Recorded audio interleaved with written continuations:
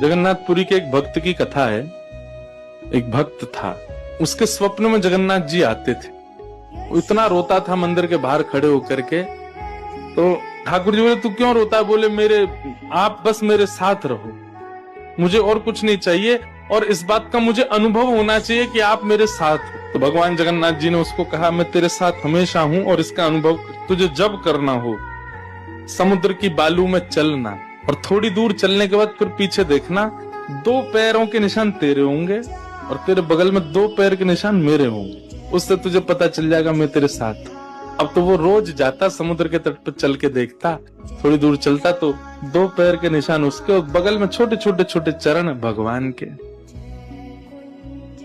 इतना प्रसन्न रहता था। लेकिन ये उसके घर में कोई घटना घटी, माता जी का देहावसन हो गया, बहुत कष्ट में आ गया, इतना पीड़ा में आ गया, रोने लगा, बिलखने लगा। अपनी माँ के जाने के भाव से तुरंत दौड़ करके गया। बोले, मैं मन को शांत करने का एक ही तरीका, पता चले जगन्नाथ जी मेरे साथ। अत्यंत पीड़ा में था।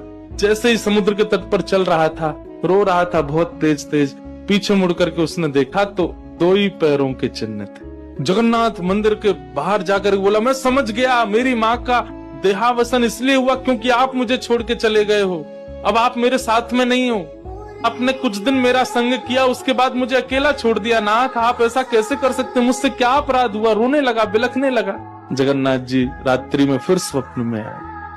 क्यों रो रहा था? बोले, नाथ, आप मेरे साथ थे हमेशा, और आज आप मेरे साथ नहीं थे। मैंने जाके देखा 2 ही चरण चिन्ह थे, और आज ही मेरी माँ का भगवत धाम गमन हो गया। इसका मतलब आपने मुझे त्याग दिया ना? मुझसे कोई अपराध हुआ है? भगवान बोले, नहीं। तो फिर आज आपके चरण चिन्ह क्यों नहीं थे?